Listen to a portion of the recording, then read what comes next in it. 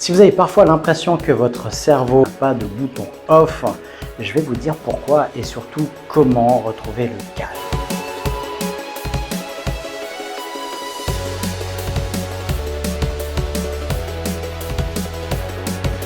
Bienvenue dans ce nouveau Café Hypnose. Je suis heureux de vous accueillir pour cette nouvelle série qui va nous occuper sur le mental et comment retrouver son calme, comment retrouver un peu plus de contrôle de soi. Alors, je vous invite à prendre comme moi une tasse de café, de thé, de matcha ou toute autre boisson qui vous ferait plaisir et on commence ensemble dans l'exploration de son cerveau, de son plein potentiel. Je m'appelle Gilbert Dagon et je suis expert en hypnose et c'est de cette manière-là que j'ai appris à découvrir comment fonctionne notre cerveau et comment on peut utiliser son plein potentiel. J'accompagne des entrepreneurs, des particuliers aussi à apprendre ces outils-là, à les acquérir pour pouvoir s'en servir quand le besoin s'en fait ressentir. Alors aujourd'hui, on parle justement de ce off du cerveau. On se retrouve, peut-être que vous connaissez ça, moi je l'ai connu pendant des années, où on est crevé, lessivé, on s'est un petit peu détendu devant un film, devant la télé ou une distraction, et puis on se couche prêt à s'endormir, et c'est là que le petit cerveau fait « cling, coucou, je suis là !» et qui nous fait une réunion de 14 heures sur comment s'est passée la journée, sur comment il m'a répondu, et que j'aurais dû et toutes les options possibles que j'aurais pu sortir mais que j'ai pas pu sortir sur le moment, sur l'organisation du demain et puis tous les dangers potentiels qui pourraient se produire éventuellement le lendemain dans toute cette organisation planifiée. Qu'on n'a pas planifié évidemment, mais qui se planifie dans cette réunion le soir quand on va s'endormir. Et là, ça tourne. On appelle ça vulgairement le petit vélo qui se met en route ou la roue du hamster. Si vous connaissez ça, vous êtes au bon endroit. Et ce n'est pas précisément parce que vous pensez trop, c'est parce que votre cerveau ne sait pas faire autrement. Alors pourquoi le cerveau fait ça, produit ça à ce moment-là ? C'est quelque chose que j'explique souvent à mes patients. C'est quelque chose de tout à fait naturel.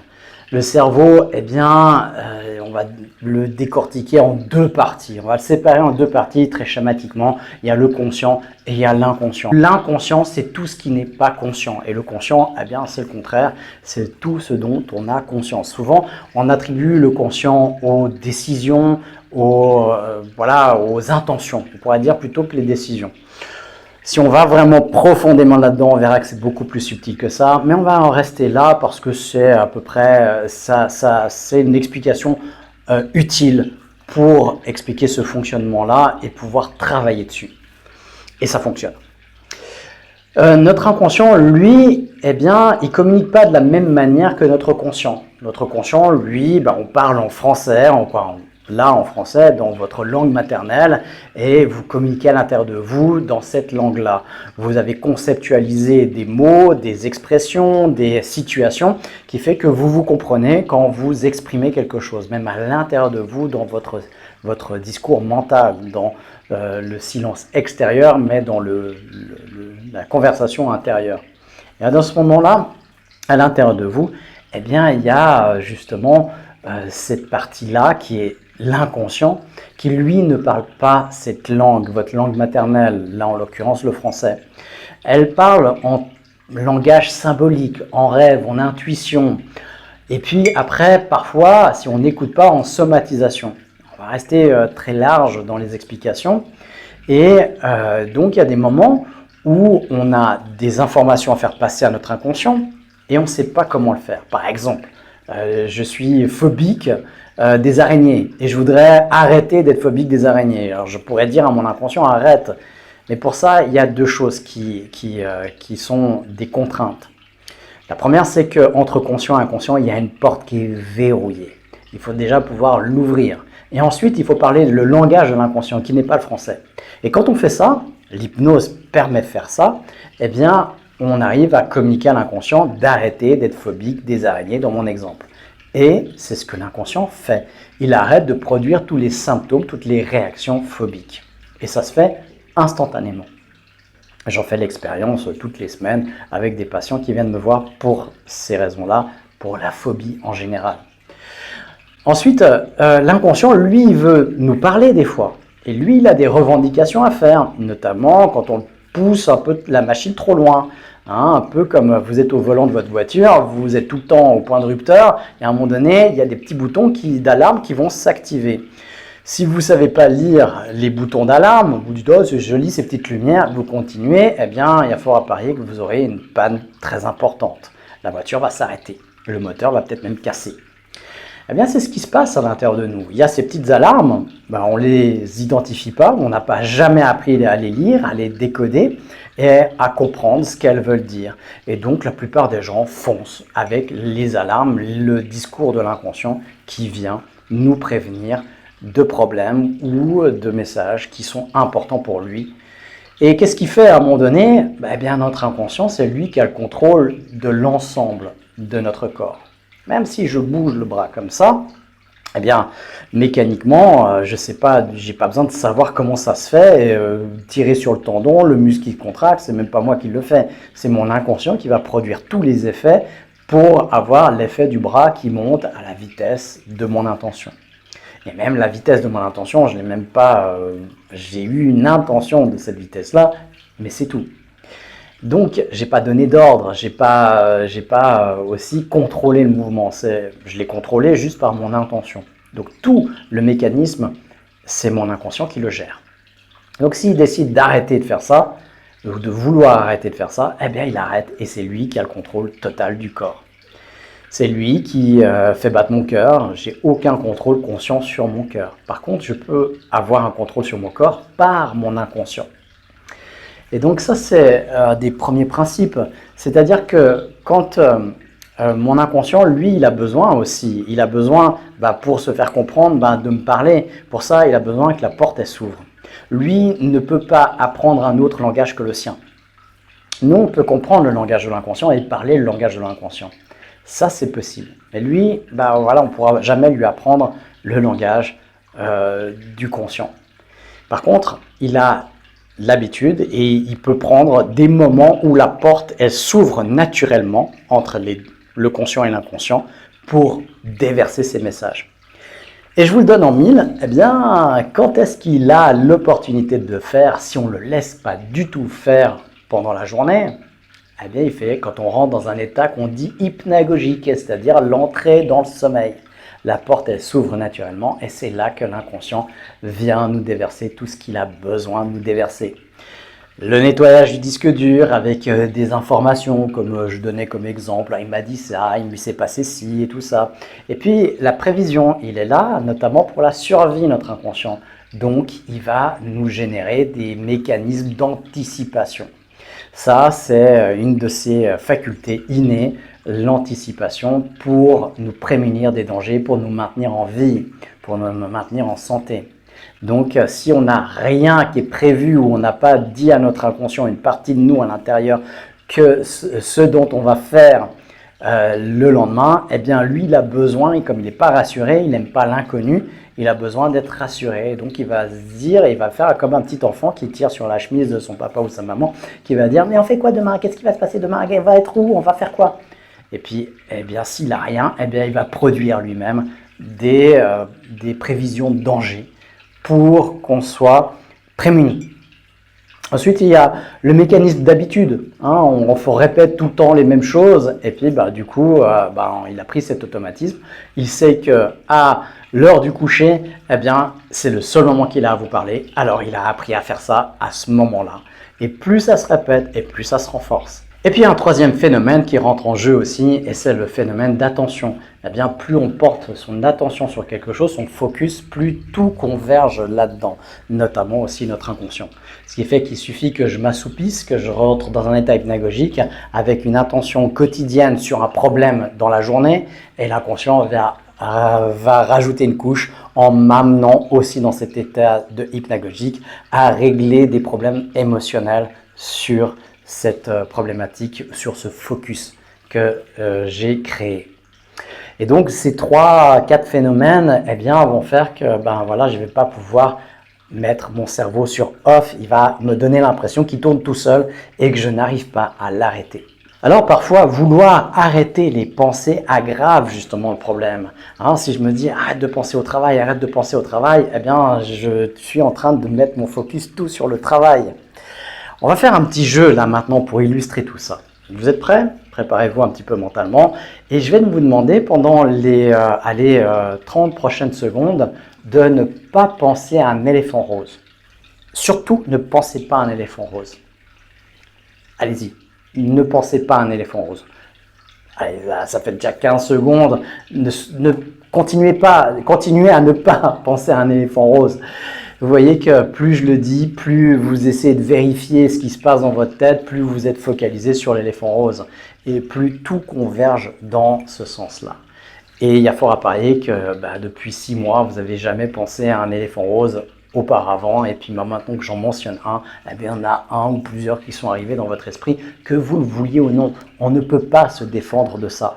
C'est automatique. Alors après, vous pouvez essayer de le chasser de votre esprit, mais à chaque fois que je dis éléphant rose, pour comprendre la phrase, vous êtes obligé de produire quelque chose dans votre tête. Et c'est ça le mécanisme. Donc plus je veux essayer d'arrêter une pensée, plus au fait je la renforce en réalité. Et ça, c'est un gros problème que la plupart des gens n'ont pas conscience. Alors l'objectif n'est pas forcément d'arrêter de penser. C'est d'apprendre à changer la relation que j'ai avec mes pensées et mon état intérieur. Alors prenez un exemple concret, une Caroline qui est venue me voir simplement pour arrêter justement ces pensées-là. Caroline, c'est une femme active qui n'arrête pas de toute la journée.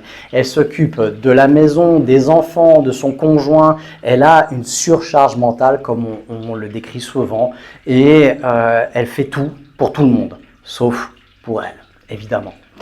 Et puis, elle aime faire ça, d'ailleurs, elle aime ses enfants, elle aime s'occuper de ses enfants, de son conjoint, tout va bien.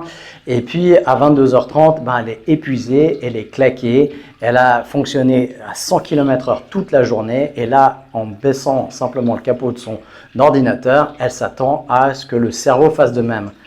Eh bien non, ça ne se passe pas comme ça. Son cerveau continue comme si c'était 14h30 à fonctionner à 100 à l'heure parce qu'elle n'a pas appris à ralentir avant. Alors ce qu'elle fait comme la plupart des gens, pour essayer de faire calmer son cerveau ou partir ailleurs, focaliser sur autre chose, elle regarde son téléphone portable, elle scrolle, elle regarde une série sur Netflix, elle boit un verre, elle utilise une application sur son téléphone portable, elle regarde une vidéo sur YouTube. Alors c'est pas forcément mauvais, mais cela peut devenir une façon de distraire le cerveau plutôt que de lui apprendre à fonctionner différemment et apprendre à l'accompagner dans autre chose. Et c'est précisément là que l'auto-hypnose devient intéressante.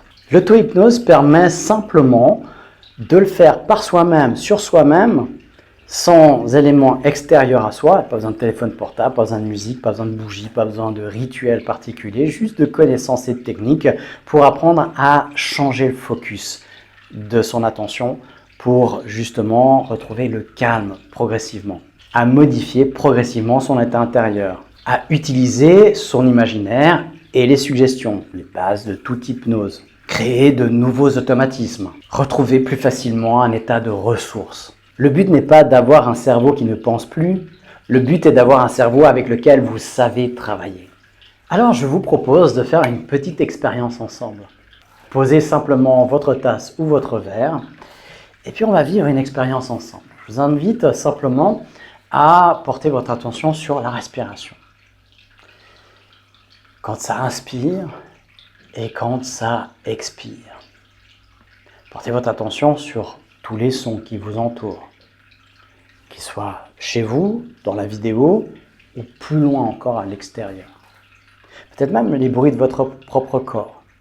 Pour mieux vous intérioriser, je vous invite à fermer les paupières pour entrer à l'intérieur de vous, comme pour plonger à l'intérieur. Toujours au contact de votre respiration. Vous allez prendre contact aussi des sensations du corps.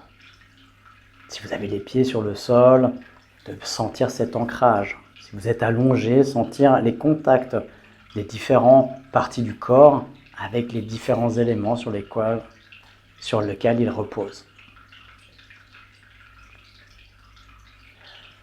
Et pendant quelques instants, observez ce qui se passe à l'intérieur de vous quand vous arrêtez d'essayer de contrôler vos pensées.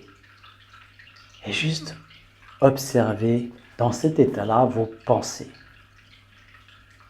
Juste une façon de les laisser défiler derrière le rideau, à l'intérieur.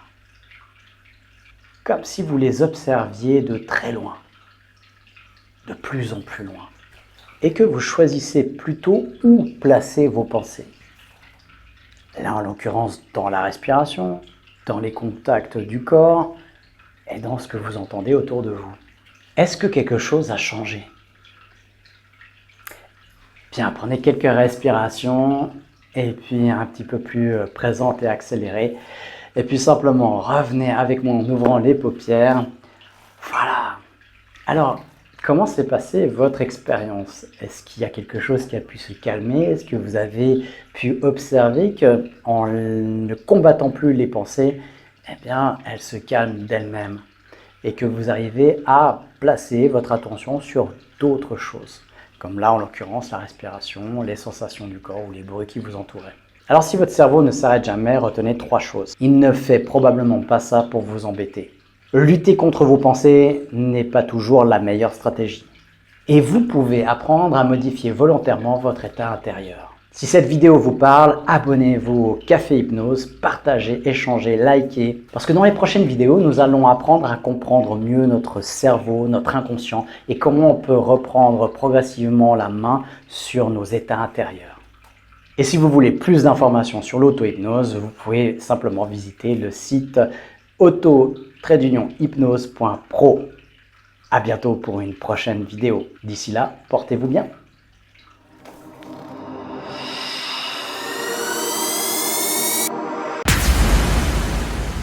Nous fonctionnons à 95% avec des automatismes qui se répètent de jour en jour, de mois en mois.